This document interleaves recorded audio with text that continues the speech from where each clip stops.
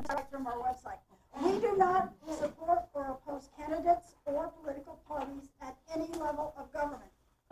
We do work to increase public understanding of policy issues confronting the American electorate. We register voters, and we encourage voting. Tonight is an example of the work that we do. Hopefully you will gain an understanding of the candidates' positions so you can make an informed choice. We strive for fairness and respect, both for the candidates and for their opinions. Please help yourself to refreshments. We have cookies, we have coffee, we have water, we have tea, hot water for tea. And if you don't take them, we'll have to take them home and eat them. Kyle Pauley from Cosmopolis with KXRO will be filming tonight's session. And I would now like to introduce our moderator, Gary Morrell, who will explain the ground rules for tonight's session.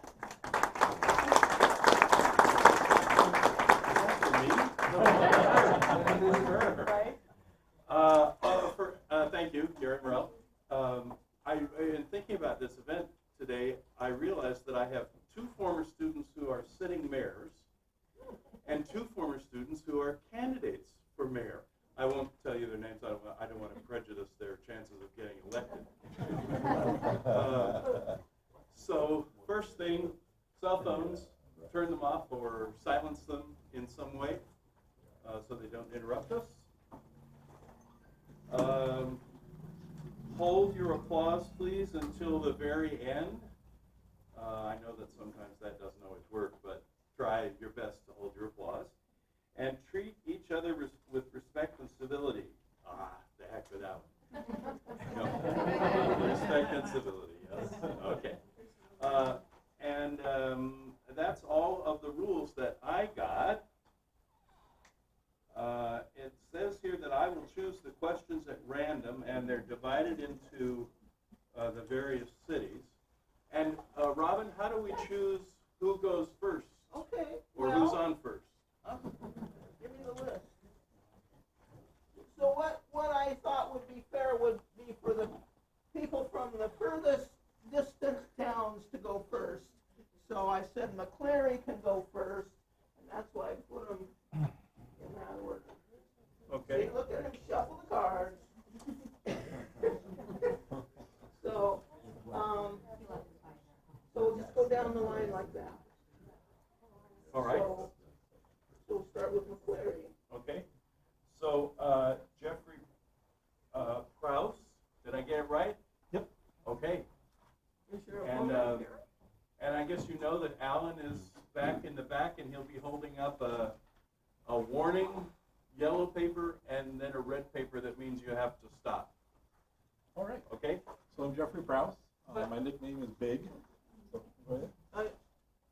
Gary, is Brenda here? Brenda No. or Orffer. Orffer? The No. okay, so you got it all there.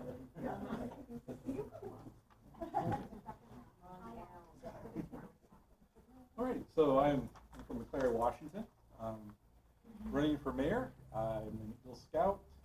Went to Edmonds Community College and Washington State University. While at Edmonds Community College, I served as the one of the vice presidents, and did a lot of different things there that really planted the seed and has come to fruition. So they have a Centers for Family there. They have an international student program.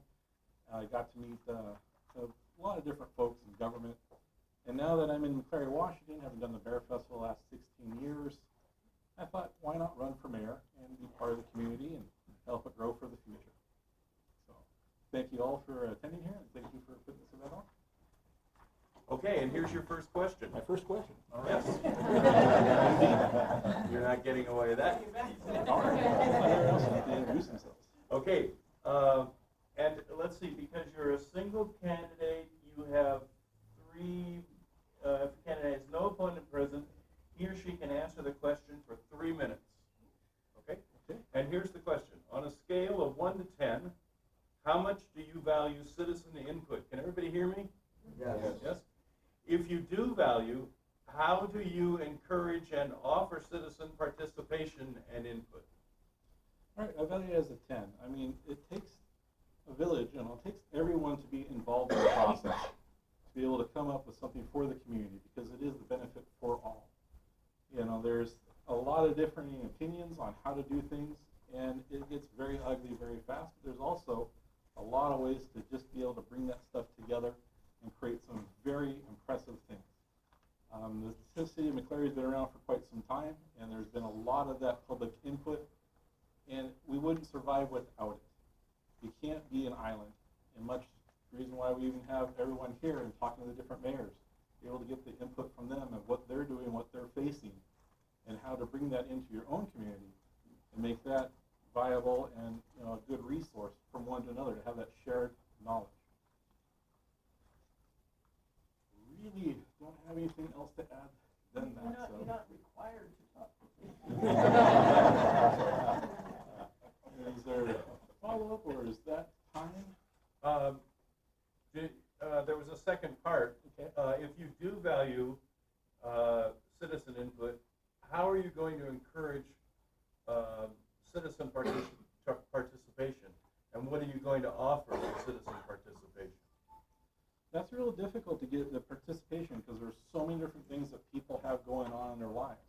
I really do think that the website of McCleary is a great resource that we have by being transparent and offering lots of, you know, what is happening in the city and what is going on. And being able to get that information out, whether it is simple as a push pin in the paper in the post office and also posting at City Hall, there has to be an engagement and there has to be that human activity. And so I hope that I myself can engage with different members of the community just by getting out and about and around. One of the things that McCleary has not had for a while is someone that's done the position as mayor full-time as a job. It's been a part-time job. And my thing is I will definitely do it as a full-time job. This will be the thing that I will focus in on and that I will do to serve the citizens of the community. Thank you. One more question. Oh, so we can do two? Yeah. Okay. What about development and water quality, especially for those with wells? So that's a really good question. We have the Wildcat Aquifer, and that's one of the largest aquifers in the state. Unfortunately, it still isn't mapped out. There are water rights that are contracted with the county, and so the city of McCleary needs to work with them. There's a lot of development that's happening outside the city that's not in our boundaries, and you've got private wells and septic systems. And I'd really like to see to do some sort of collaboration, perhaps with Elma if they're interested, but finding a way to do a different waste treatment plant. We have our infrastructure set in the 1950s, and we've been holding it together, but we need to do something to kind of figure out what we're going to do to plan for the future. What the future holds is, you never know. But I think that if we're able to do some sort of collaborative effort with the county, with other cities, to do a waste treatment plant, people that are on private wells that got a septic tank, and they're like, I don't want to pay for city sewer because it's a monthly expense. However, when your sewer goes bad or the drain field, you know, the septic fails, that's a $15,000 to $20,000 bill that they have to pay themselves. So by providing a way that to manage that storm waste and the wastewater by having a sewer line out, that gives you an option to connect. Also, private wells require that you register them with the county and also do testing, I believe it's every year or every other year, on the water quality. So the water rights are very important for McCleary, and to find out what that area of the Wildcat Aquifer is, what the capture zones are, whether it's a rate for like 1 year, 5 year, 10 year, 20 year, and also working south of us a little bit with the Schave River Basin and the water quality there. There's a lot of issues and a lot of things that go into it. So I don't mind McCleary growing, but I like to kind of keep McCleary as McCleary, and that we do have that community relations and grow, but also think and keep in mind what we've got to do for our water rights and how to protect our water for now and into the future. Any other questions? Okay, and there are no more questions. Thank you so much.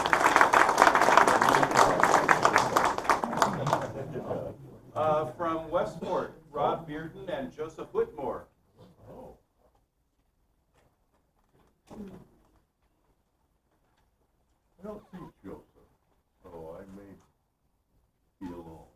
Okay, and so according to the rules, you get 3 minutes to answer each question. Okay, so can I get a little start here and then go into questions, or how are we doing that? There was no guidance, but since he did, you can. Okay. Okay. Hello, everybody. I would like to thank the League of Women Voters for holding this event. I would like to thank everyone in the audience for participating. It's really good to see a big turnout like this. As you heard, my name is Rob Bearden. I'm the current mayor of Westport. Westport, it's a fantastic vacation destination for the entire family. And as mayor, I'm committed to improving the quality of life for our citizens, our visitors, offering business and recreational opportunities while providing safe neighborhoods. So a little bit about me. I've been a ship captain my whole life. I hold a 1,600-ton master's license. I've sailed ships all over the world, mostly king crab. I fished king crab in Alaska, running big catcher processors. I've fished king crab in Russia for over 10 years, out of Norway for 3 or 4 years, down in Argentina. So I've basically chased king crab all over the world, and it's been quite interesting. It was a great experience because I got to live with different cultures and learn how they live. So it was real interesting, but it's always good to get home to Paradise, the beautiful Northwest. So that's a little bit about me. I'm ready for a question. Okay, and according to the rules, you get to respond for 3 minutes. Okay. Okay. Since Westport relies on clean water for its fishing and tourist industries, do you support large-scale shipping by rail to the port of potash or any other commodity which could impact fishing and water quality if spillage occurred in the harbor? What about the vessel traffic affecting local vessels as well? Okay, the first part, I've been involved in this shipping myself. I've actually ran the pilot boat out of Westport for several years, putting the pilots on and off the ships. I know the pilots are very good. They have a lot of training.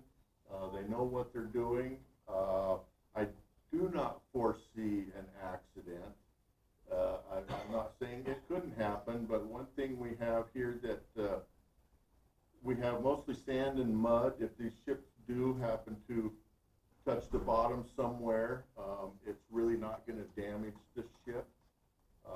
Otherwise, I don't know how else it would spill unless it had an explosion on board or something. But as far as impact to the environment, if something did happen, it would be catastrophic because Westport, we survive on the ocean. We survive with the fishing industry, the crab, the salmon, the whiting, everything out there. I mean, it would be devastating. As far as potash, I haven't done much research on potash to see how that would affect if it did get loose or into the water. I really don't know. I believe it's a type of, used for a type of fertilizer. So I really don't have an answer for that. And what was part two? It was sort of about the railroads. It says, do you support large-scale shipping by rail to the port of potash? I know they have their safety issues too, but I know you read about derailments all the time. So that's something I really am not on top of. I imagine if there were a derailment and it went into the river, that could be very catastrophic. But I think our emergency management system in Grace Harbor is equipped to handle a spill. I know I am part of a spill cleanup team myself, and we do a lot of training. We have the booms, we have the equipment to handle a spill, so it will do as little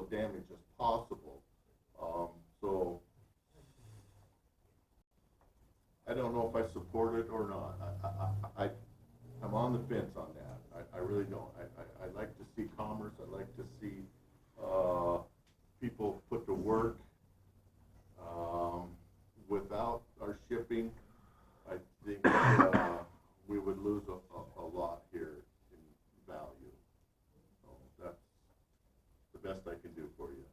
Okay, and the second part, what about vessel traffic affecting local vessels? Well, there's been an issue with that a little bit, especially the guys that are out crab fishing.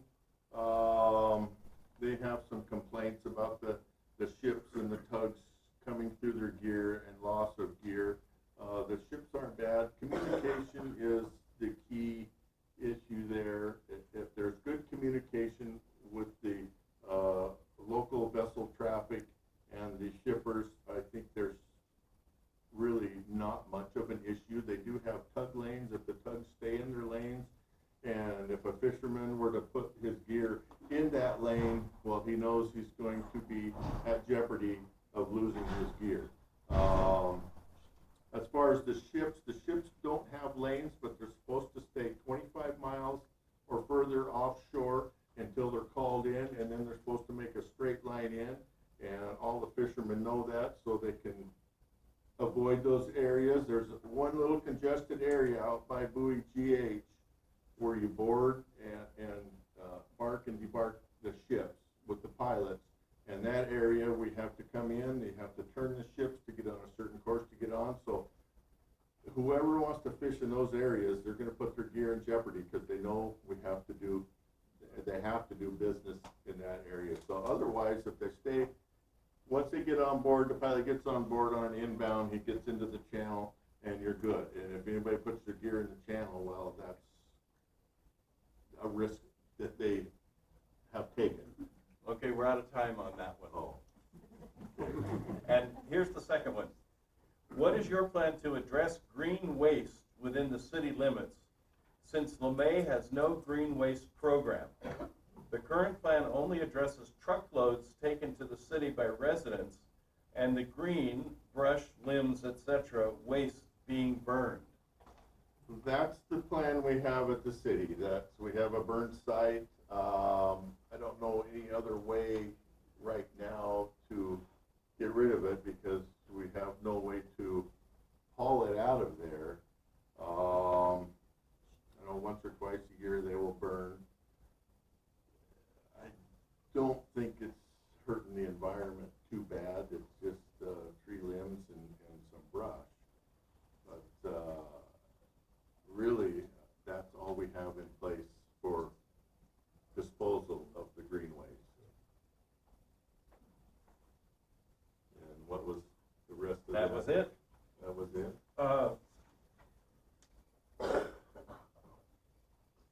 Yeah, I think you answered it. Okay. Yeah. Thank you. All right. Thank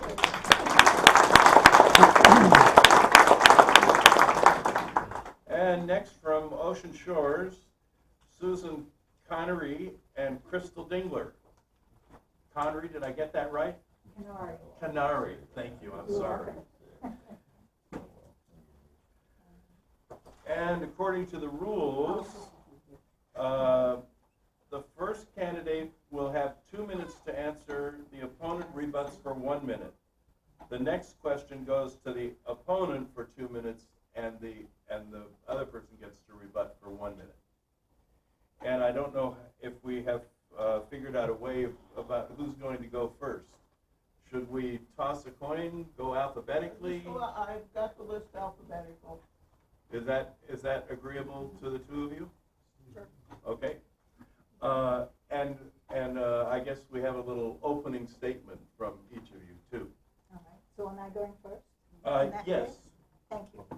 I'm Susan Conniry, and I've been on the city council for 2 years in Ocean Shores. Prior to that, I did 4 years elected experience with the fire district down in Southern California. I have a lot of planning and land use background, planning commission in my earlier years, and also planning commission in Ocean Shores. And I have enjoyed my time on the city council. I believe in citizen engagement with government. I work hard to have community town halls and community forums, and I'm looking forward to winning this election so I can continue to engage the public in Ocean Shores. Thank you. All right. I'm Crystal Dingler. I am mayor of Ocean Shores. I have been mayor for 8 years. I was on the city council for a year before that. And before that, I was a citizen involved in Ocean Shores, and I was watching the rest of them like a hawk. and looking at what they were doing and thinking about what was happening, and we were in the depths of the recession at that time. Personally, I'm a mother. I have 3 children. I have a law degree. I have a master's in English. I was very fortunate to be able to work at the University of Washington and take classes there to get my master's. That was really lovely. And I worked in an environmental group there, and then I moved on to working for businesses, and I did licenses and agreements, and I traveled for them, and they very kindly paid for my law degree. So I got to travel extensively, but go to school at night. But it was a great opportunity, and I think I bring all of those things to this, this entity, this city. Thank you. Okay, Susan, the first question goes to you, and you have 2 minutes. And remember, Alan is back there in the back, and he'll hold up a yellow to give you a warning, and then a red means to stop. I got it. Thanks, Alan. I can see you. Okay. What do you plan to do about toxic algae in the canals? Oh, gosh, we just had that for all of you there. If you haven't been following what happened in Ocean Shores, they just confirmed that we had the toxic algae in our waterways, and unfortunately had to put out the warning to everyone. My understanding is that when the rains come, the toxic algae goes away, and whether or not this is being caused by the spraying that we've been doing to take care of the weeds, I'm not sure. I don't know the science behind any of that, but because we have now had this issue with the toxic algae, I think it's something that we really have to get on top of and do a little bit more research, particularly on what it is that we're spraying into our waterways and whether or not there's any other alternative to take care of them. We have 23 miles of fresh waterways, and we need to keep them clear. We need to have them for navigation, and I think it's something that we need to be on top of right away. I don't have any more information. I don't know that much about the toxic algae. I just know that it's not a good thing, and it is something that's very worrisome in Ocean Shores this year. Thank you. And you have 1 minute to respond. Absolutely, I can do that. Toxic algae happens frequently in Ocean Shores. We have fresh waterways that are very shallow. They heat up in the summer, and in the late summer, they start to have algae blooms. And part of the reason they have that is people fertilizing their lawns all the way around, and that creeps into the waterways, and it feeds these algae blooms. Things we can do, really, she's right, the rain's coming, and I think somebody asked me that this week. The rain's coming, we'll take care of it, and cooling off. That makes a difference. But in the long run, unless we want to dredge and do big efforts, there's really nothing we can do. Okay, and you, Crystal, you get to go first this time. All right, I'm back on my feet. Okay, what strategies would you use to ensure that all council members are fully and equitably engaged in council debates and deliberations? Okay, as mayor, I think that is one of your jobs, is to make sure that everybody gets heard. And part of that is going through and making sure that if someone is dominating the conversation, that you make sure others have that opportunity to say something. Because you can, excuse me, you can have certain council members who are more confident in what they're saying or whatever, and it doesn't mean they have a better voice, they just have sort of a louder one. So I think it's really important as mayor that you're watching who's doing what, and you make sure that if someone has spoken twice or whatever, that you make sure that someone over here has at least the opportunity. So I think council members, generally speaking, are not shy, however, and they do a pretty good job of speaking up and being informed when they come. I think that's another really important thing. And I try really hard to engage with them and send them information as it comes to me so that they have the information to be able to do the job that they're elected for.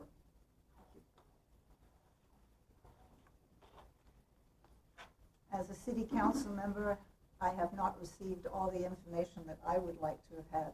And so as mayor, I would make quite an effort to be sure that that was given to all of the council members equally. Every council member is elected by the people, and each one should be respected for the same.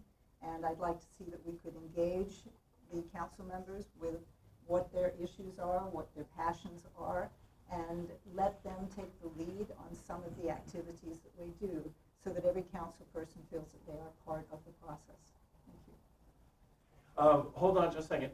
Oh, I'm sorry. I have rebuttal, don't I? No. No? You spoke first. Okay, all right. A little guidance here. There were only 2 questions, Robin. There were only 2 questions for these 2 gentlemen, but there are 3 questions here. So, do they get another question? Yeah, we actually had to make up some questions for some people. Oh. Some towns got a whole bunch of some towns that did everything. Okay. And so, Susan, it comes back to you to speak first again. LTAC, Lodging Tax Advisory Committee, appears to have been handpicked. That has a distinct appearance of fairness issue. How will you address this? Well, I would address it by saying I don't believe that there is a process that you get to hand pick. There is an application process for the Lodging Tax Advisory Committee that is put out, and people are allowed to apply for that position. The mayor then appoints, but with council approval. I suppose if nobody applied, then there would be a process where somebody might go out and say, hello, are you busy? Would you like to be on this particular committee? But other than that, whether they're hand-picked, I can't say.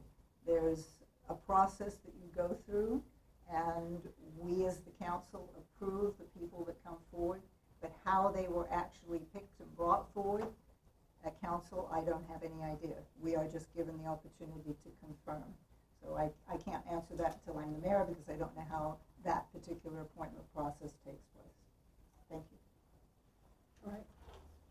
Excuse me. Got a little frog. The Lodging Tax Advisory Committee is one of the most important committees that we have, because it used to be that they got to make the decision, but now they're advisory to the council, though I think they were really, I think that was a misnomer. I think they were always supposed to be advisory. In any case, 2 of them have to be working in hotels, either hoteliers or hotel owners, or lodging owners of some kind, and 2 of them have to be people with nonprofits, and generally they're nonprofit managers. So it takes a bit of effort to find people who are willing to do these jobs. So we do our best to bring in the best people we can find. We had 5 applicants this time. One of them said on Facebook that she was moving, and she said in council she was moving.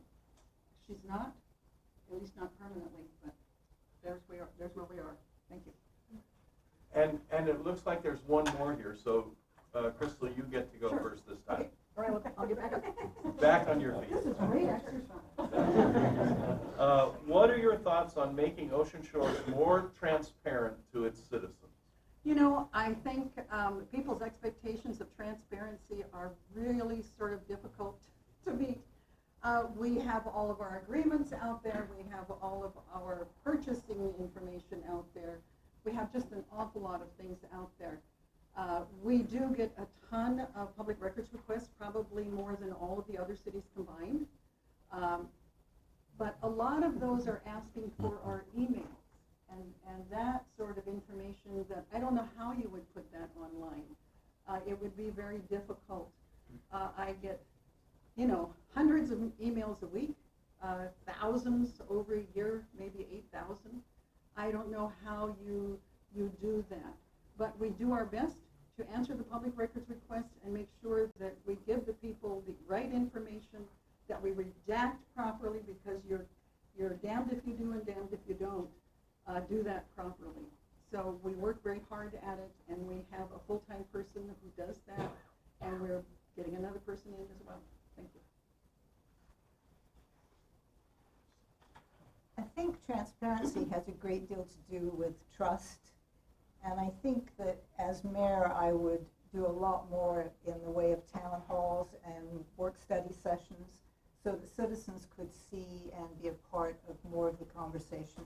I think quite often citizens feel that they are left out of the process, and that's where the grumbling of transparency comes in. They're not seeing what it is that we're doing, not so much that they're looking for documents, but they want to know what that conversation is. And I believe that we could change that just by having a little more conversation with people and earning the trust. Thank you. Thank you. Are we done? Great. Yeah.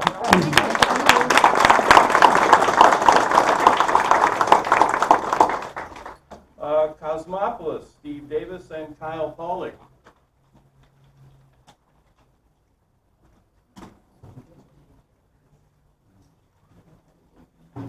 And when we start the questions, Mr. Davis will go first, and Mr. Pauley will have the first follow-up.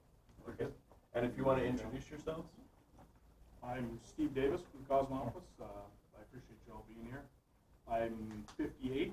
I lived in Cosmopolis most of my life. About 10 years, I worked out of the area. I traveled on a racing team, worked out of the area, lived in Dallas, Indianapolis, places like that. Other than that, I've pretty much been around town. I went to Cosmopolis Elementary, Aberdeen, and a little bit of time at Grace Harbor Community College.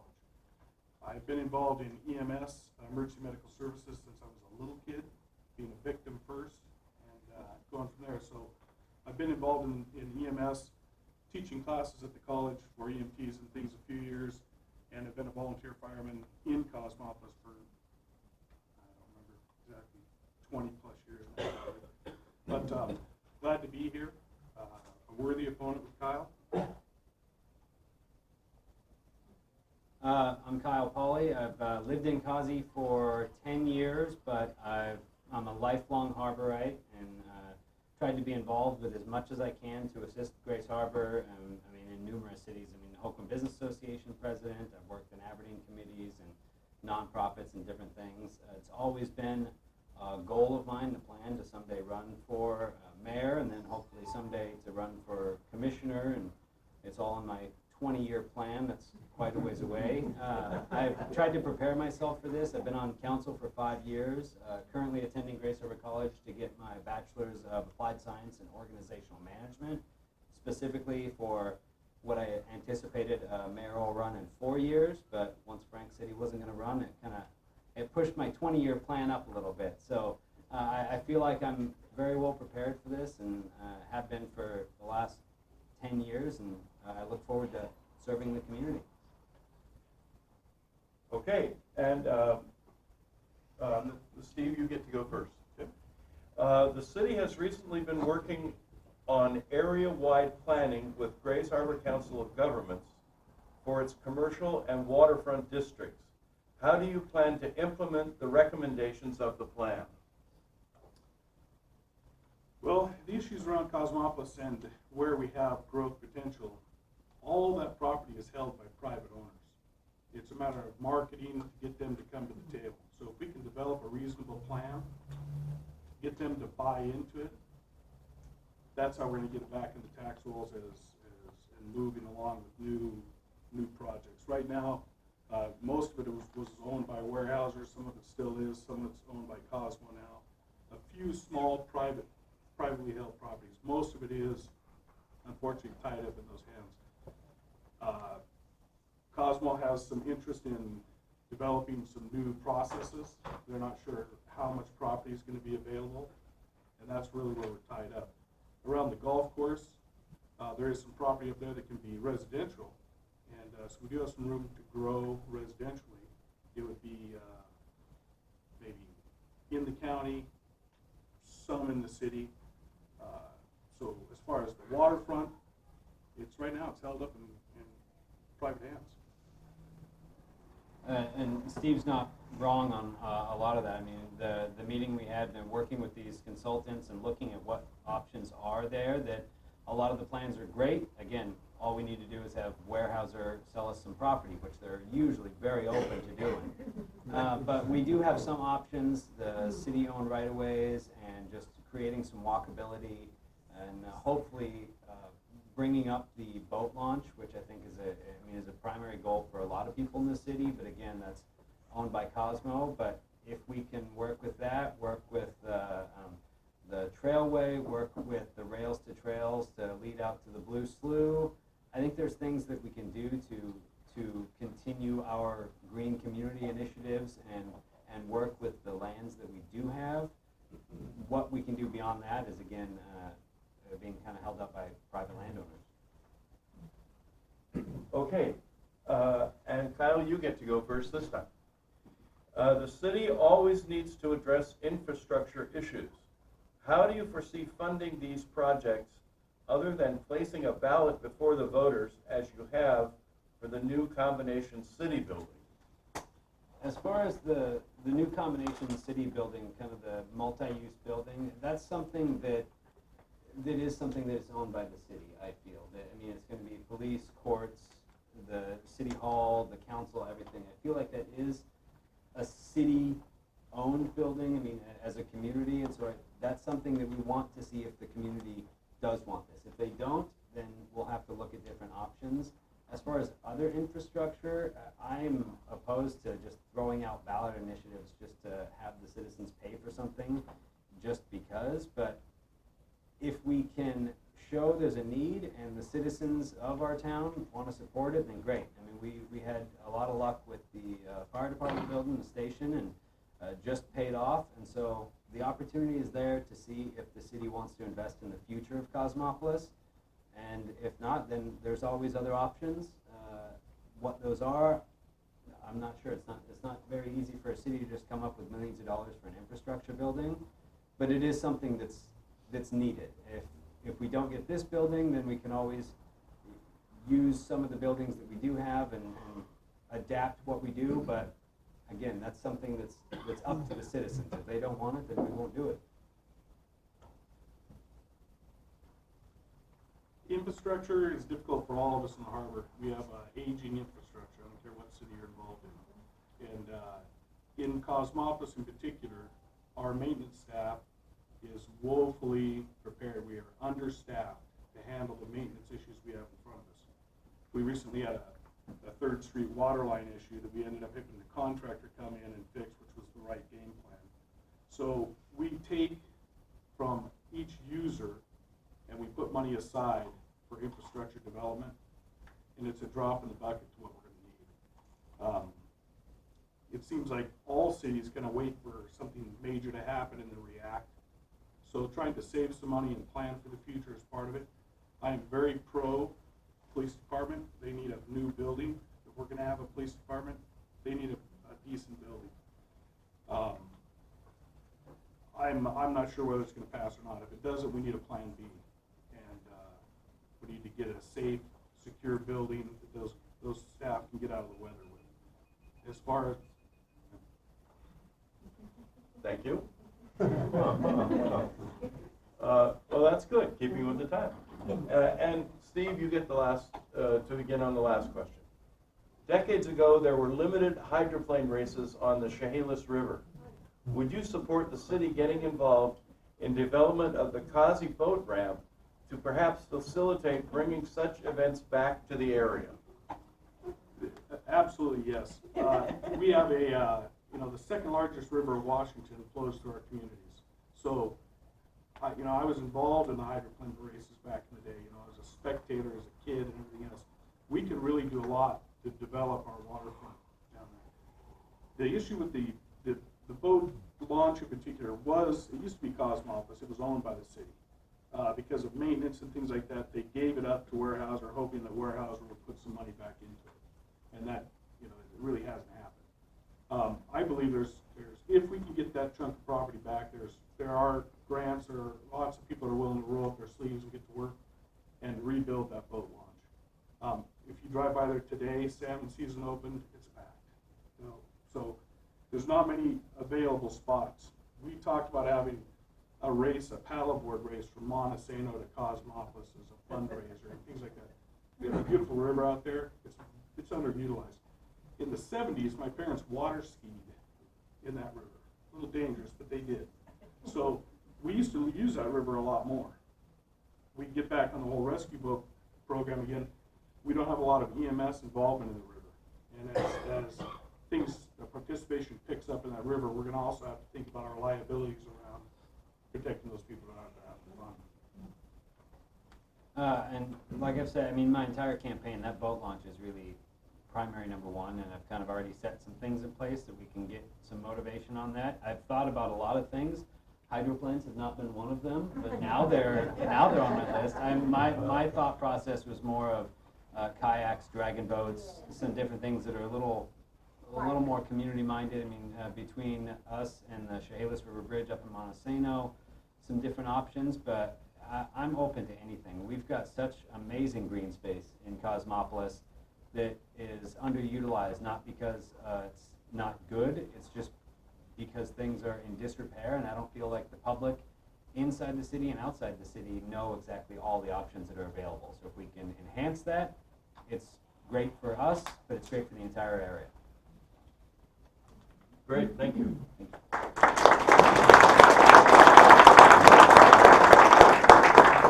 And the next candidates come from that outlying area, Aberdeen. Erik Larson and Pete Schave. Erik, you'll get the first question because you are alphabetically there. And so do you want to give a little introduction? Yeah, so I'm Erik Larson. I'm the current mayor of the city of Aberdeen. I've been mayor for 4 years now. This is my first real role in public service. I got into running for mayor because, where the city was at and where it had been through my lifetime, we really were coming out of the recession. We really hadn't started to hit our stride yet, and the city was seeing a dwindling reserve and a lot of services being cut. Came into that, and 4 years later, the city's in a much better position. Not all of that's me. A lot of that's the economy. We've definitely we hit the bottom, we started to come back up. Just this year, we're looking at almost a double-digit increase in economic activity when you look at sales tax and retail sales and business growth. So, those are really positive numbers. Home values are starting to come back up again. So we're doing some great things. I have endorsements from a lot of leaders that are going to help the city of Aberdeen with funding for a lot of the major projects we're facing, the North Shore Levee, the Heron and the Wishkop Bridge replacement, the East Aberdeen Mobility Project, great separations so that we can get development at the port and continue to grow that. We're working on a lot of great things with some great partners, and I want to keep it going. I got my notes. Whatever. And I brought my reading glasses. Hi, my name is Pete Schave, and I'm running for mayor of Aberdeen. I look out here at all you people and see a lot of faces and folks who care about our community. That's why I'm here. I care about our community too. For the past 40 years, I've been volunteered at various activities throughout our community. I don't know how many here, I was just curious about this, how many here might remember the the old-fashioned downtown community celebration and picnic up here at Lions Park? Anybody remember that? Yeah. Well, I'm older than I thought. Well, that was, I was on the committee that started that, so that was how long? I've been here on the mission board for just under 30 years, 8 years on the CAP board. I've been on the Solid Waste Advisory Committee. Oh,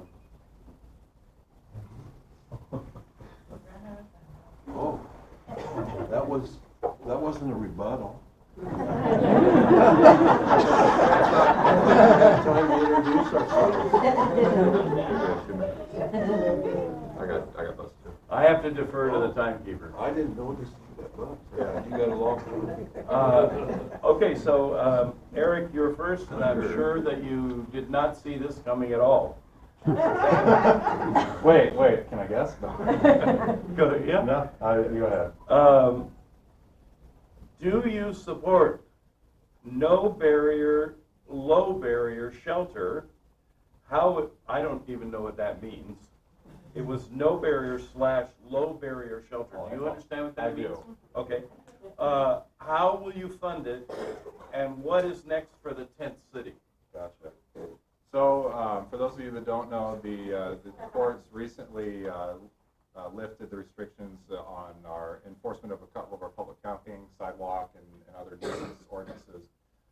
So things are going to be changing a little bit over the next couple weeks, and there'll be some more information on that. But with respect to low barrier, no barrier shelter, the current state of the law is if you are going to have laws that restrict camping in public areas, you have to have an alternative location for them to go, and a low no barrier shelter provides you the best opportunity that you have a location for them. I don't think no barrier shelters work. I think low barrier shelters, depending on what your definition of low is, and nobody really has, there's no legal definition of what that means, but the site that the city has, that means no alcohol, no drugs, you have to follow behavior, be respectful, keep your area clean, those sorts of things. Bare minimum, be a respectful neighbor for the community that's surrounding the area and the other people in the facility with you. And that's what we'll take to the future site if we expand it. I'm hoping it's a temporary thing and that we'll come up with a much more well-planned, perhaps indoor, structured facility.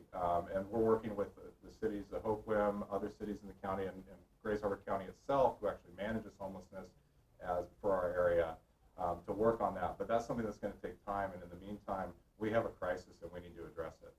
So, that's something that I've been passionate about. It's definitely been a struggle.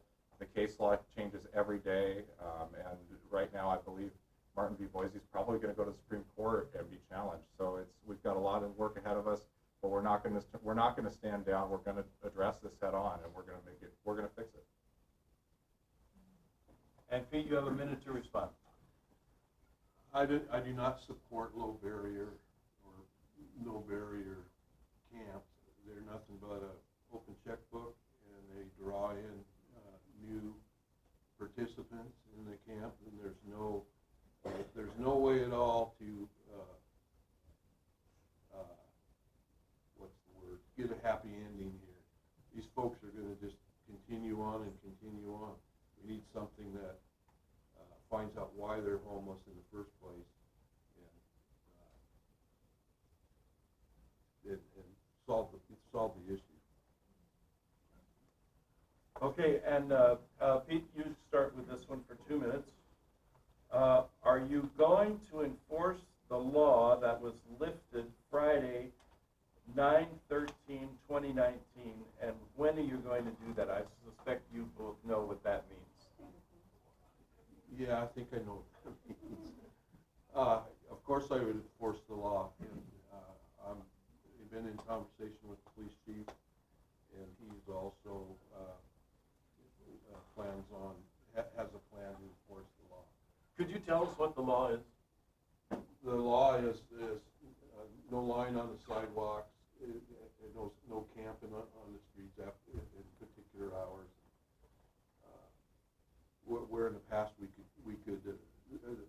homeless person could camp right on our sidewalks.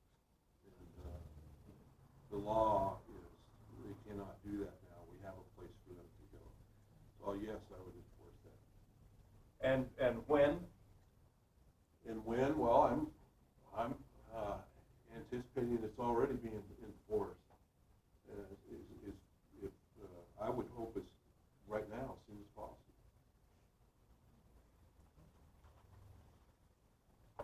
So I'd just like to point out that, enforcement of those laws depends on us having somewhere for them to go, and, my opponent wants to close that, so I don't know how the enforcement and closing it happens at the same time. But, I've been having discussions with the police chief, city attorney, and we'll be working to re-implement enforcement of those items. They're currently in force, and the officers can enforce them. But the public camping ordinance has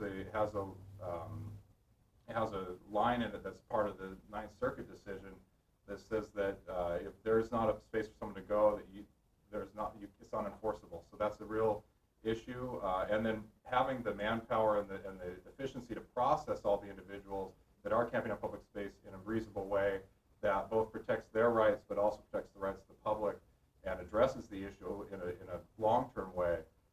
Putting those processes together is something that takes a lot of work from a lot of great people, and I'm happy to have great staff that are passionate and willing to work hard to make sure that we're not just saying we're going to do something, we're actually doing it. Okay, and you get the next 2-minute question. Will the Gateway Center be the LTAC lodging tax recipient? How will this be funded in the future? So LTAC, I don't think the project qualifies for LTAC. No, it wouldn't be funded by LTAC. Right now, the project has been mostly funded by the state legislature. It was a project that was brought forward by a consultant that was before my time. The project predates me. It's really formed into an economic development and interaction center that and I'm happy with that form of the project. In the beginning, it was strictly a visitor center, which is really kind of an outdated concept, especially with the size of structure that they were looking at. And we've re-looked at that. Greater Grace Harbor, which is our EDC, our Economic Development Council, and also our Associate Development Office for the Department of Commerce. So all commerce programs come through our ADO and are recommended by our ADO for funding. And so supporting them, giving them a place where they can interact with businesses, bring in commerce projects and commerce programs and bring more benefit to our businesses in our area and help them grow and develop and start, I think is a very valuable thing. And it's not just a City of Aberdeen thing. So it's a great project. Right now, the funding's coming from the state and potentially some corporate donors, and we're working through that process now. I suspect in the next month or so, there'll be a lot more community outreach as we go into the final push with the construction, but after the community outreach we did for the planning of the facility, we've now taken that almost to 100% design and construction documents. So we're moving right along. Pete, 1-minute response.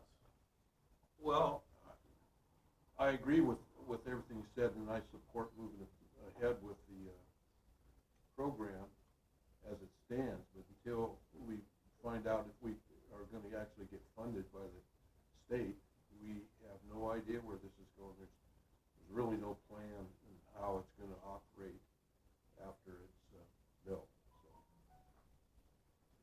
So. Okay, thank you both. That's all the questions that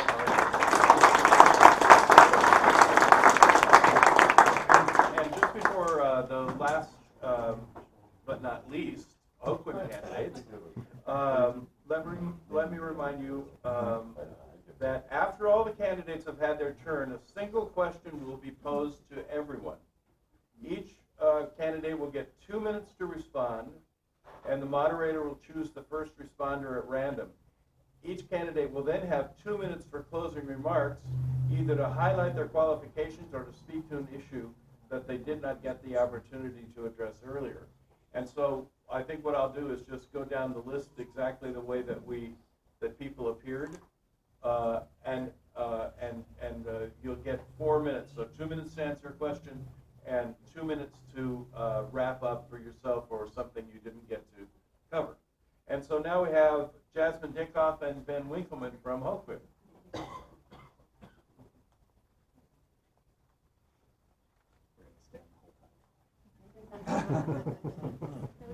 So Jasmine, you get to introduce yourself first. Hello, my name is Jasmine Dickhoff, and currently I serve as the mayor of Hoquiam. I got involved in city government through a suggestion by volunteer coordinators for campaigns that I'd gotten involved in high school because I was very opinionated, and they said, you're really opinionated, and there's an open council seat in Hoquiam, and maybe you should go for it. And I was 18 at the time, and I went for it, and it was a hard pass at the time, so I didn't get it. And then I applied for a job at the city of Hoquiam.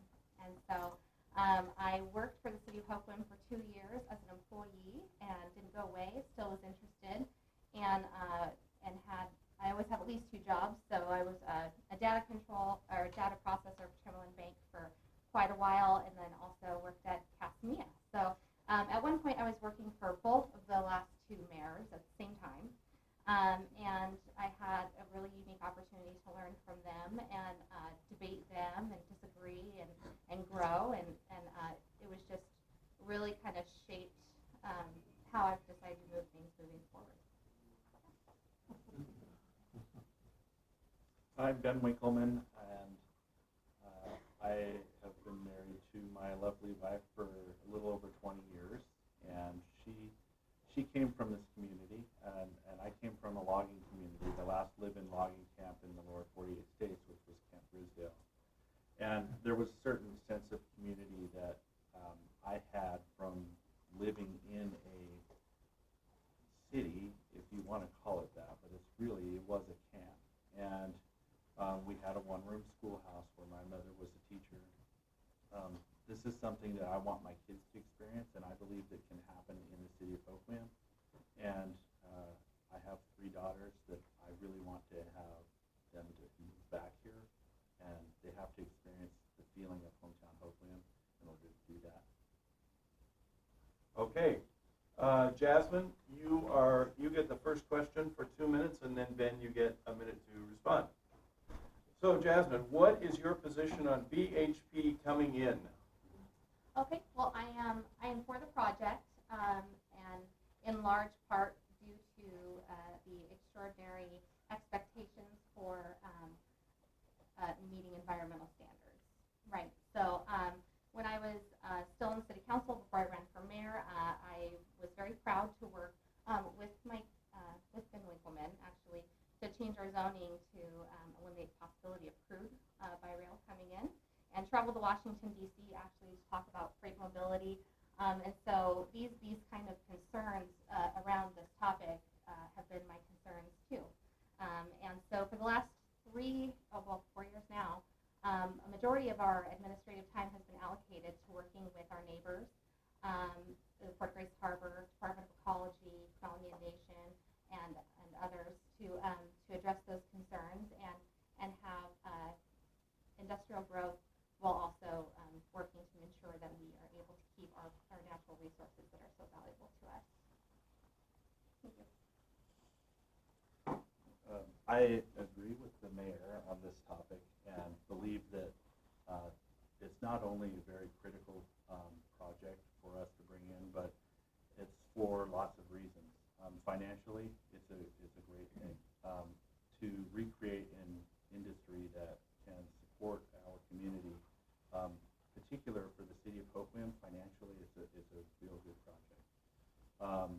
Freight mobility is one of the larger issues, and something that in this particular project it appears is going to have a more significant impact on those that are coming from all the way from East County and out of the county all the way in. So I would really like to see the city participate in ensuring that freight mobility issue is addressed.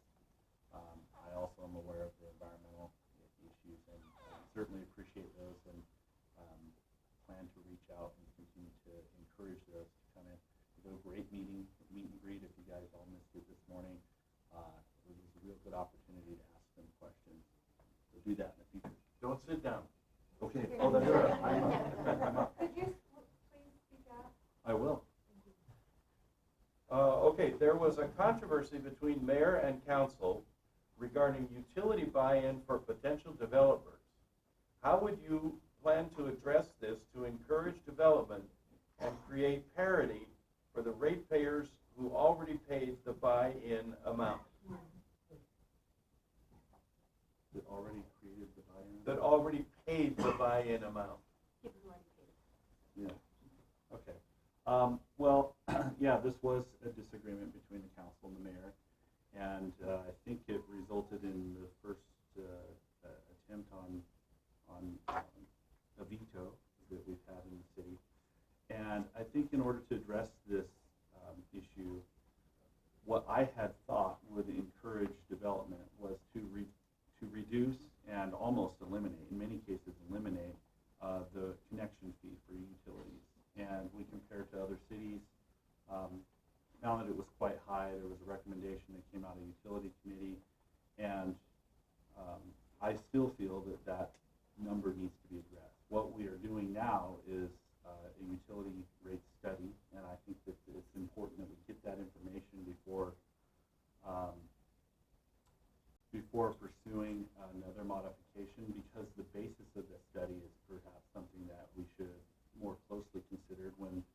mayor and I were both council people, and we looked at the last rate study. So the issue will be addressed. I don't recall exactly what the point was about somebody who's already paid a connection fee, because if they've already paid a connection fee, they don't have to pay it again. So I'm not sure about that part of the question. It was something about parity, but it sounds to me like you gave a great answer. So. And 1 minute. you get 1 minute. Excellent. Yes, I did veto that decision, and the reason for that was when I asked the council the basis for their choice to charge $0 for that connection fee, the answer was that it just sounded great.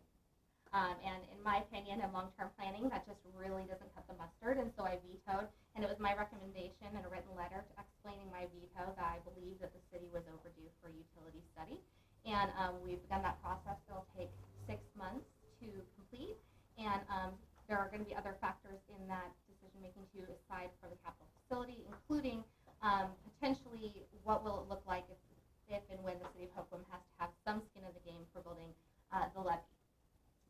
So we tried to look at it from not just one narrow scope of one decision, but really something that would affect more people. As far as paying, essentially parodying it, that was a similar, lesser reason for the veto, was that we would not be able to feasibly do that for citizens who've already paid that connection fee. Okay, and Jasmine, you get the first answer on this one. The mayoral position is part-time. Both of you are busy people. Availability really matters. How much time can you devote to this position on a weekly basis? Right. Okay. So when I became mayor, I cut my job down to 2 days off my schedule. So I work doubles Wednesday, Friday, Saturday, and I have Sunday, Monday, Tuesday, and Thursday all day available to take various committee meetings, work with staff, meet with employees and citizens, and I also spend 3.5 hours on social media a day on average, sending people links to information that they might need to know, answering questions, and just trying to be as connected to citizens through social media where they're at as possible.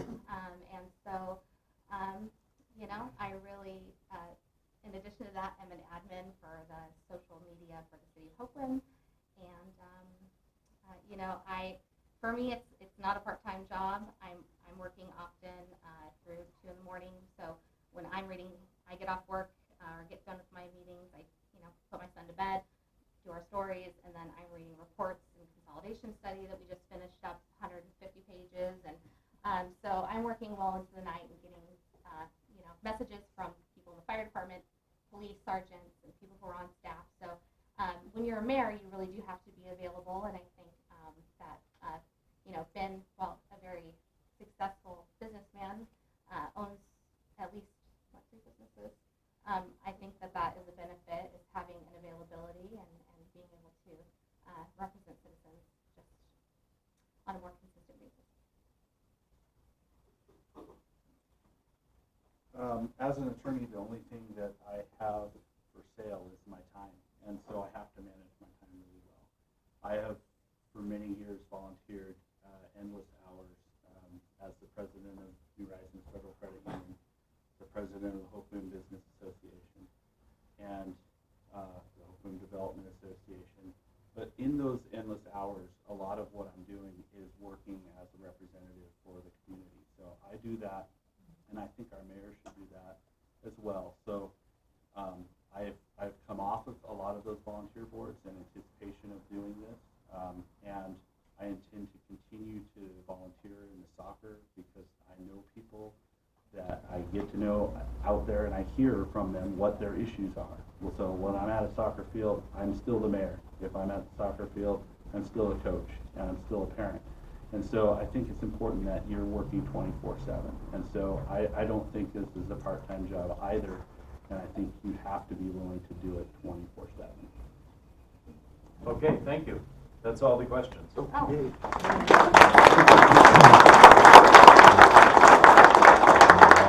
Okay, and now each person who comes up will have 2 minutes to answer a question that I'm going to give them. and 2 minutes to wrap up and address any issues that they feel weren't addressed during the program. So, Jeffrey, you're up first. And the question that you and everybody else will answer is, what are the top 2 issues in your community that need to be addressed? Top 2 issues, I believe, are water and infrastructure for the city of McCleary. They were put in the 1950s. They exist, but we need to grow as a community and we need to plan for that future. We don't need to wait for some sort of accident or for something to break and just patch it together. We need to really take the time and focus to go where we want to do in the next 2 years, 5 years, 10 years, 20 years, and grow our community in that way. And those basically are the really 2 main issues that I see facing the city of McCleary. Okay, and you want to wrap up and address any issue that you don't think you got to cover? All right, so wrapping up, want to see what qualifications are. That I'm Eagle Scout. I was the Vice President of Student Government, a member of Cedar Valley Grange, been the past president, and also on the executive committee for the last decade. I've also helped out with the McCleary Bear Festival for the last 16 years. Aside from water and infrastructure as issues facing McCleary, I also believe that there's light and power and planning and zoning and seeing about annexation and being able to keep McCleary with its community feel that we have.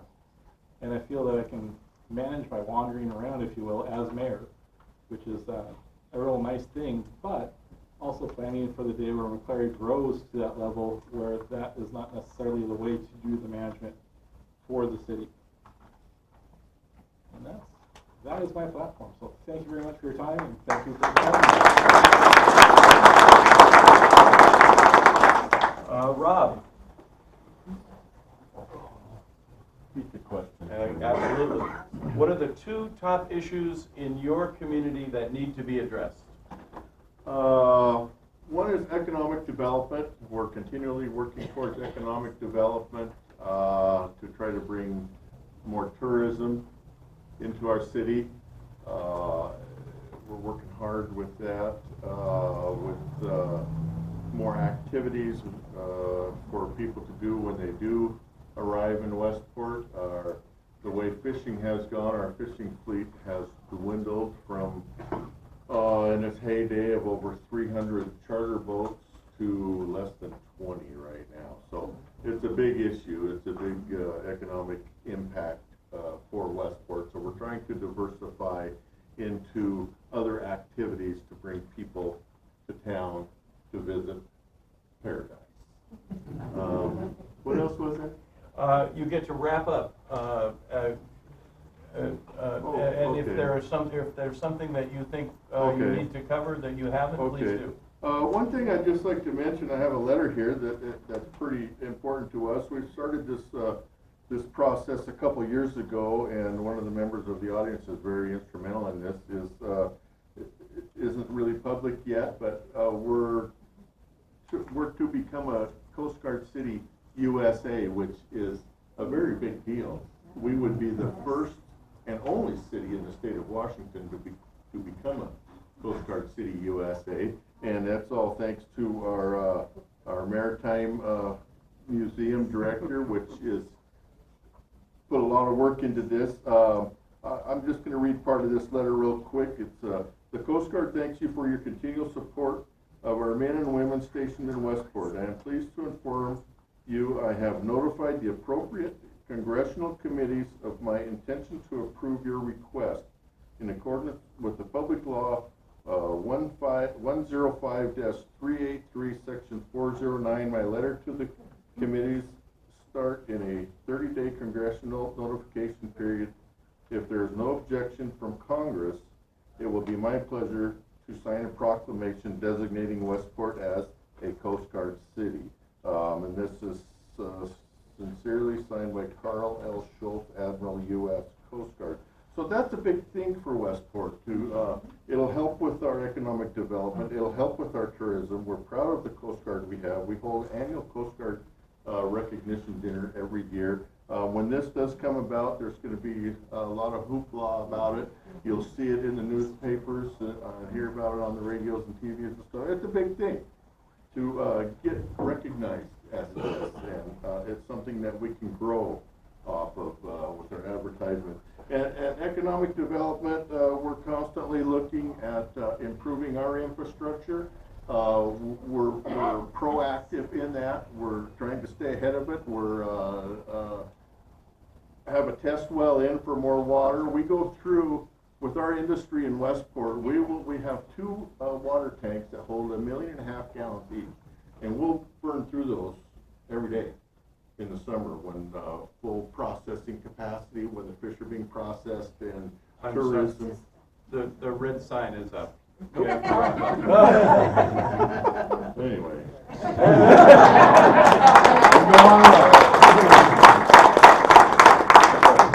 Speaking of water. I'm sorry to hold you to the time because that was interesting. Yes. Susan, what are the top 2 issues in your community that need to be addressed? Well, I believe protecting our environment and managing our growth is the most important at this point. Our growth has been incredible over the last year, and we have had quite a lot of pushback from our citizens as they've seen our lots being cleared.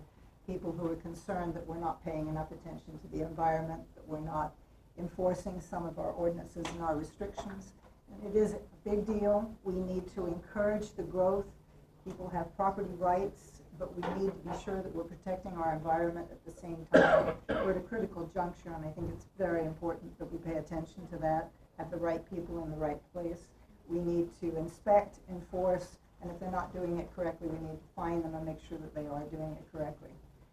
The other thing is maintaining what we have, and like all the cities, we have aging infrastructure. We have sea level rise. We could have a problem with saltwater incursion into our wells. I think we need to be on top of that. And checking our pipes, our water pipes. They're at the 50-year stage. They could easily go. We don't have a plan for the future, and I believe we need to do that. The people who live in Ocean Shores now, we have many more people who are there full-time than we used to have. And the residents want to know that their needs are being met first. And that is always about infrastructure. So that is absolutely the most important thing that we need to do. And I'll just go into my closing from there, and I have written something up. If you'll bear with me, I will read this. In Ocean Shores, we live in a unique town in a unique location. We have unique issues and goals. Working together, we will achieve an exciting and innovative vision for our future. A vision that will strengthen and energize our community and guide us through the ups and downs of economic, social, and political change. You deserve a proactive mayor, one who cares enough to take the time to listen and learn from everyone. There's a wealth of knowledge, experience, and skill in our city. Everyone values the opportunity to be heard, and I will actively encourage you to speak about things you like and things you don't, to share with me how decisions will affect you and your families. My job is to make your life better, not the other way around. I will continue weekly forums and hold town halls. Working together, we will invest in ourselves and our city. There will be numerous opportunities for you to join citizen advisory committees and task force groups. Together, we will hold conversations with our regional, state, and federal partners. The people of Ocean Shores deserve a leader, not a ruler. There are a lot of changes coming, and working as a team, we will protect our environment, manage our growth, and maintain what we already have, and simply make sure that every single person wakes each day grateful they're here at the beach. As a public servant, I will work every day to uphold my oath of office. I am passionate about our community. I'm committed to you, the citizens I serve, and I'm excited about the future. Thank you very much. Thank you. Crystal, still there she is. Just to remind you of the question, what are the top 2 issues in your community that need to be addressed? All right.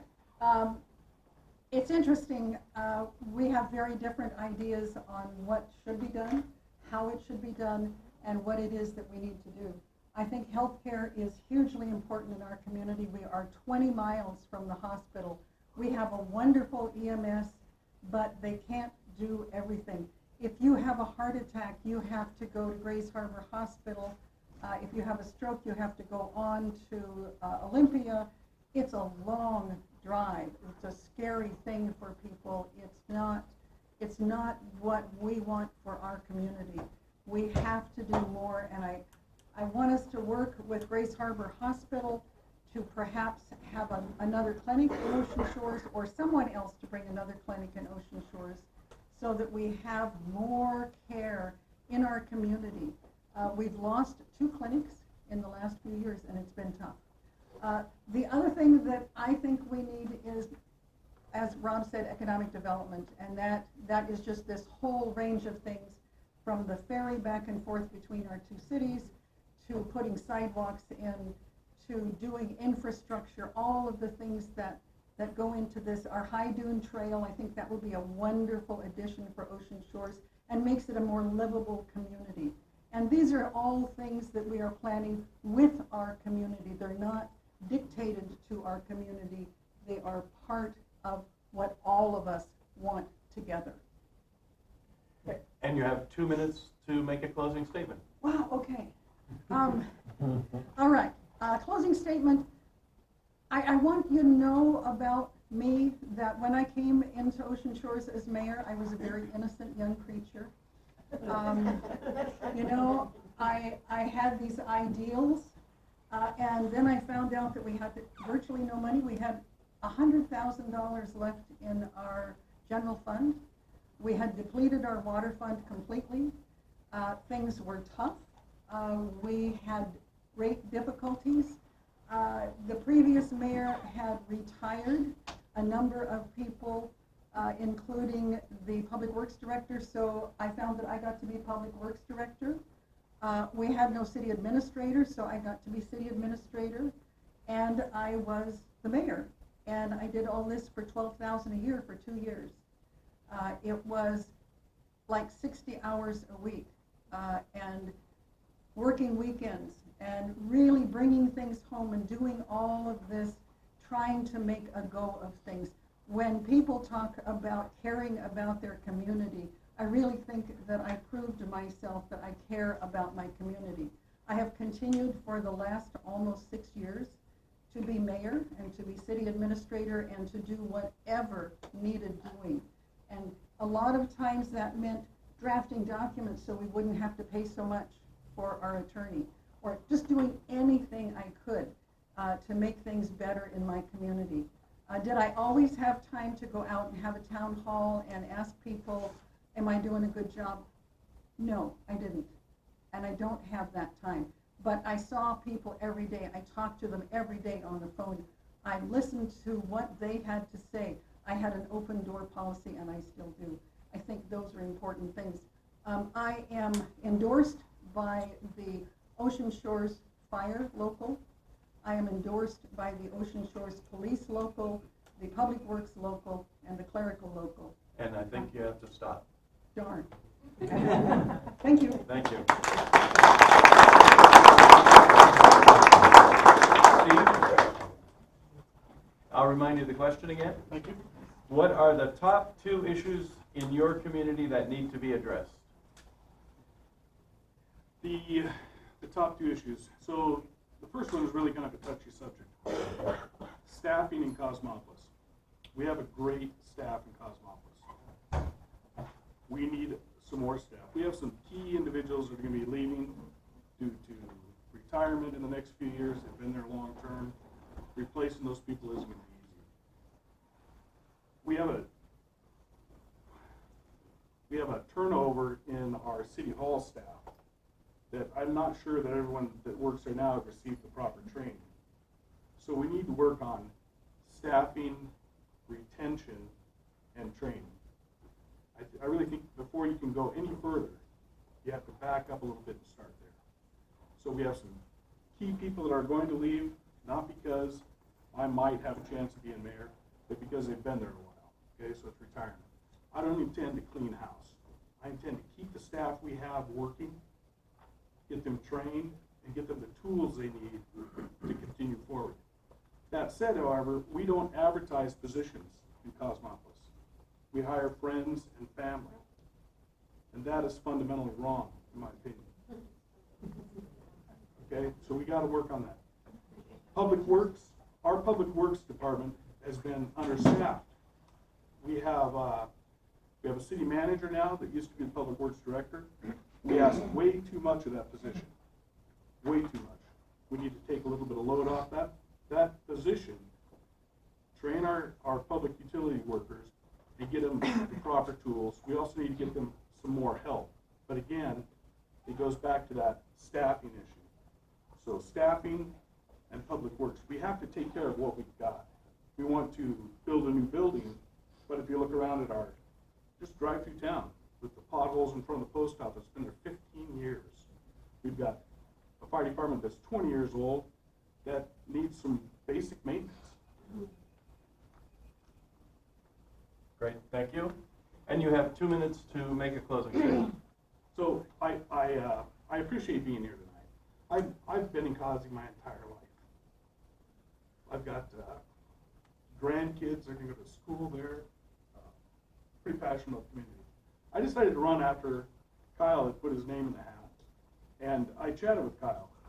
I think a lot of Kyle, but Kyle's position is more political in nature, and I believe we need more of a city manager, somebody to help with the problems we have now, versus furthering a political agenda. That said, I respect Kyle, and Kyle is a good community representative. I think we need management in Cosmopolis versus more bureaucracy. Thank you. One more question, okay, Kyle? Okay. What are the top 2 issues in your community that need to be addressed? Top 2 issues, I think we kind of discussed it a little bit earlier. Infrastructure is a major issue. That we have big city problems, but we want to be a rural community. We want to be our own little cove, that it's our little Mayberry, but we still suffer from streets that need repairs, sidewalks that need repairs, fire hydrants that need repairs, all of these issues with not the commercial infrastructure and the money really coming in that we're able to do this. We need to find some creative ways to do that, and I've had the privilege of working with local legislators and other cities and the mayors and the representatives for years, and I feel like working together we can find options or directions to get those solved, and I think that's something that really needs to be addressed. The other is just promoting ourselves, that we've got a number of gorgeous parks that are not getting maintained, a number of gorgeous parks that the community doesn't even know about and the outside community doesn't know about, and I feel like if we can emphasize these, and again, I mean, I've said green space a lot, but the walkability, and it's proven that if you improve your parks, you improve your neighborhoods, you improve your community, you improve the entire area, and those are little fixes that can be done right away that I think would benefit everybody. So those would be the 2 main issues that I think in the short term and in the long term will benefit everyone. I've spent my entire life kind of serving the community. I've tried as much as I can to better what I have. In high school, I was ASB president, class president, yearbook editor, FBLA president, anything I could to help and to lead and to help the entire group go forward. Since then, I've been on city council. I will be the senior warden in the Grace Harbor Lodge 52 of a free and accepted Mason soon in leadership role. I've been president of the Hoquiam Business Association, vice president of the board of Coastal Harvest and the food distribution warehouse. That I'm Grace Harbor, 100%. 1,000%. That I'm looking for a car right now, and I refuse to look anywhere outside of Grace Harbor. That I mean, I've got signs of Shop the Harbor First in my house. That I'm committed to this community, and as soon as I moved into Causey, it felt right. I mean, growing up out Wishgaw, it's Wishgaw with stop signs. I mean, you get that community vibe that I know my neighbors, and I love it. And I want to do everything I can, both as mayor and then eventually, again, some 20 years from now, as a commissioner, to help not only Cosmopolis but the entire area, because I feel like I've got the training to do it, I've got the experience to do it, but more importantly, I've got the passion to do it, and I feel like I can use all of those to help everyone, be it Aberdeen, Hoquiam, Causey, the entire peninsula. So that's my goal, is to use what I have and the information that I've learned to move the entire area forward, because we're all Grace Harbor. Thank you. Thanks.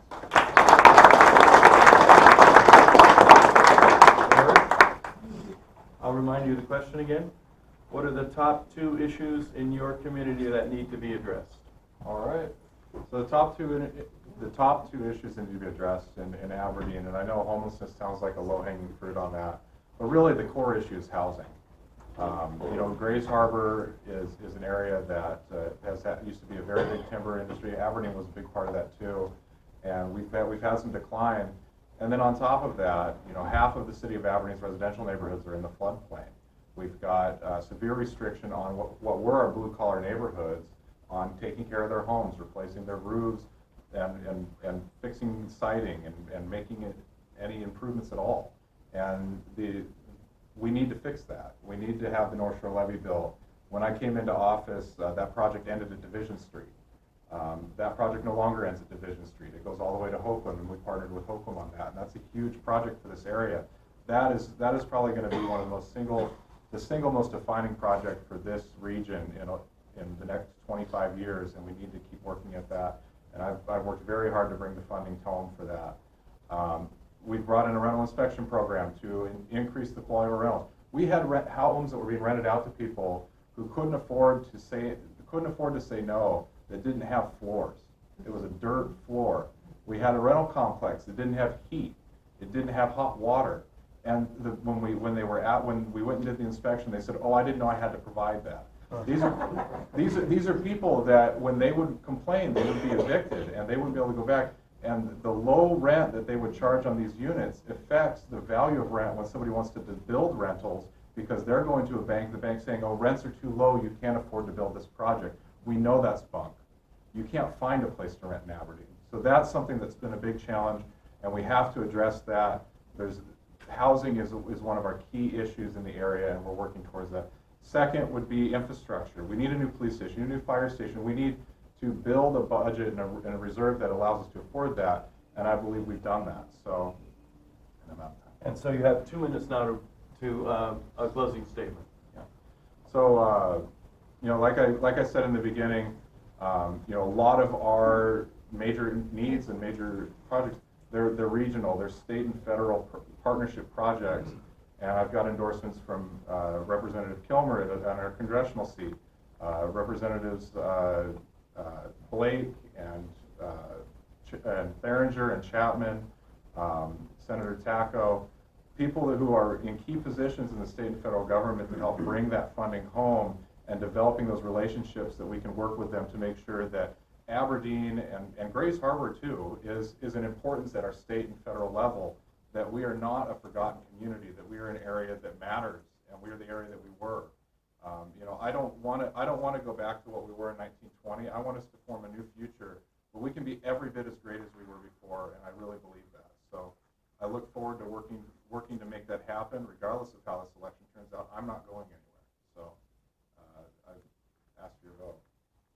Thank you. I'll remind you of the question again. Thank you. What are the top 2 issues in your community that need to be addressed? Well, as a councilman, I'm going to say that the issue most prominent right now for the council members is the low-hanging fruit. The homelessness. And where we're at with that is we're spending $380,000 almost a year just to run the camp, and we're spending another 190 or whatever thousand to build that camp, and there's no end to it, and it's going to go on and on and on. It's a huge expense, and I think we need to find other solutions.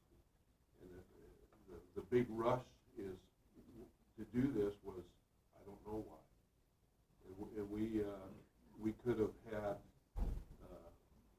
made some solutions to where they were, and then work this out. Things changed fast with the court rulings and so on, and so we had to make some changes, but those changes could have been a lot cheaper than what we're doing now. Secondly, for me as a council member, and the biggest things were the police station and fire station. We definitely need new ones. We have to look towards finding the funding for those. And there's we can put some of that out for bonds.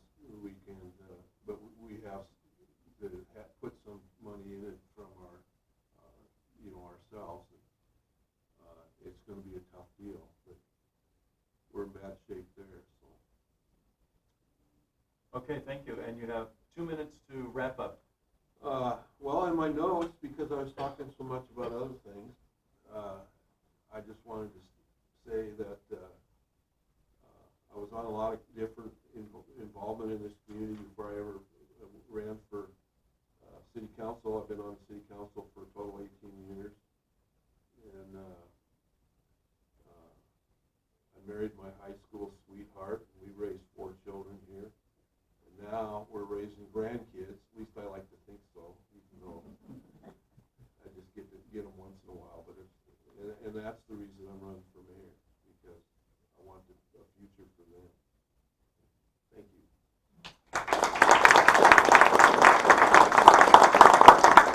Jasmine, I'll remind you of the question again. What are the top 2 issues in your community that need to be addressed? Top 2 issues would be industry and infrastructure, and the reason for that is because everything that falls under those 2 umbrellas. So for industry, obviously, job growth is very important, citizen to citizen, but it means a lot to small business development and the ability to attract and retain small businesses. It would impact positively our school district, so a lot of people who were concerned about the financial security of our schools, that would have a positive impact on that as well, and just general maintenance, security, and being able to fully fund our public safety services that we provide in the city of Hoquiam.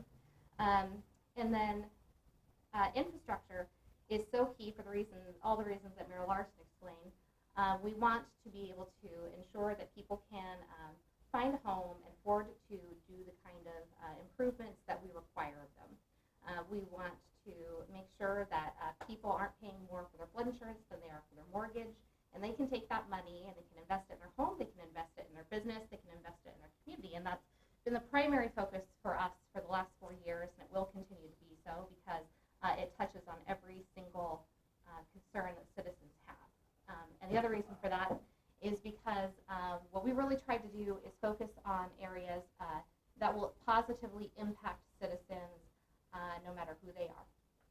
That every citizen will be able to feel and impact the decision that we've been able to make for the course of the last 4 years.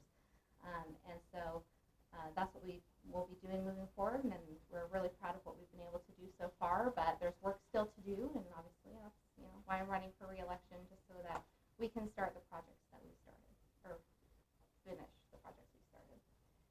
As far as my last 2 minutes, I'll let you reset that. I have been very proud to be able to serve the city of Hoquiam. Like many young people, I had an option to leave, and I chose to stay because I believe in this community. I didn't have all the tools when I first became involved, but over the course of city. I've been an employee. I've served on the council. I've been certified municipal leadership through the Association of Washington Cities. I've chosen to participate in things like the White House Office of Intergovernmental Affairs Outreach Program, Young Elected Officials Network, and various political organizations, anything that I could get involved in to learn. And I want Hoquiam to be a place where people have opportunities and options. And so, for me, I have strong political leanings, but I think that, you should have a government that's going to be responsive and respectful to everyone. I think that you need people who are accountable, people who you can trust, and I have striven every day of my life to be that person, and sometimes I have failed to satisfy everyone's requirements of me, but I'm an accountable person, and so every day I wake up just hoping to do a little bit better. So if you vote for me, I can promise you that you're going to get the same time and dedication, and you're going to have a trust in staff and employees, and you will always be able to voice your concerns or your disagreements with me, and as far as I'm concerned, those are always the beginning of a conversation, not the end, and I think that's very important, especially in local government. So, thank you very much.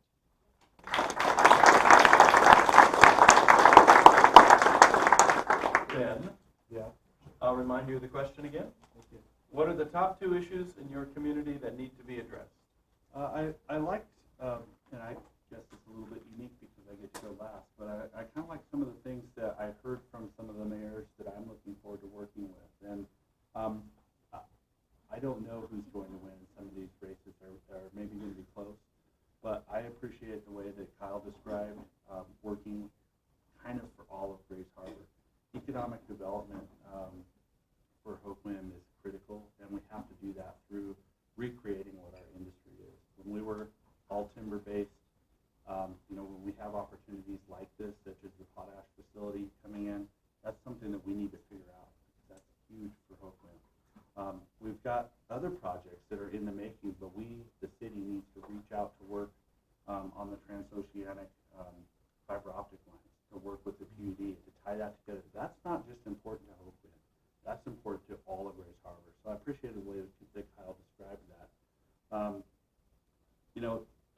I think another big concern, and maybe it's not an issue today, but I would think would be in the next 4 years, is that we have so many department heads that are do just amazing work, and they run their departments so well that, and unfortunately, I believe that we're going to have some retirements coming up, and replacing and training people to properly run those departments when you're reporting to a mayor. We have to depend on those department heads. So I would say those are kind of our 2 biggest things. Economic development definitely goes right down to every small business and every dinner table that needs to have food on it. So those are the 2 biggest things. Great, thank you. And you have 2 minutes to make a closing statement. I want to say that I'm invested in this community personally and financially. I run several businesses here. I really appreciate the history of this place. I purchased the old YMCA building across the street. It was an old Boeing plant many years ago, and just love the fact that we have dance studios and power tumbling teams and hundreds of kids that can use that facility.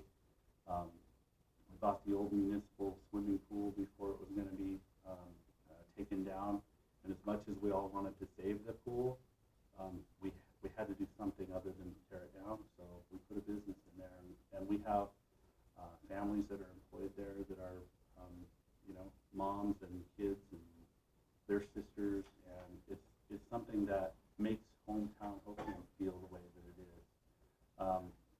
I want to say something else too. I think that the platform of this arrangement is really important because the mayor and I were talking about this, and social media just gives you a snapshot of the things that are going on. And unfortunately, in our race, a lot of the people that support us want to see us fight. But Jasmine and I have been working together for many years, and there's no reason that we shouldn't be able to do that moving forward. So I would really appreciate you going to my website, which is hometown picking up a business card over here, asking me questions outside of this meeting, because I love talking to people about their community and finding out why they live here and what they want to see this place look like. So I would really appreciate consideration for a vote and even the discussion, because regardless of the outcome, I think both the mayor and I would still remain involved in this community, because we'll probably live here for the rest of our lives. Oh, and I also want to say happy birthday to Jasmine.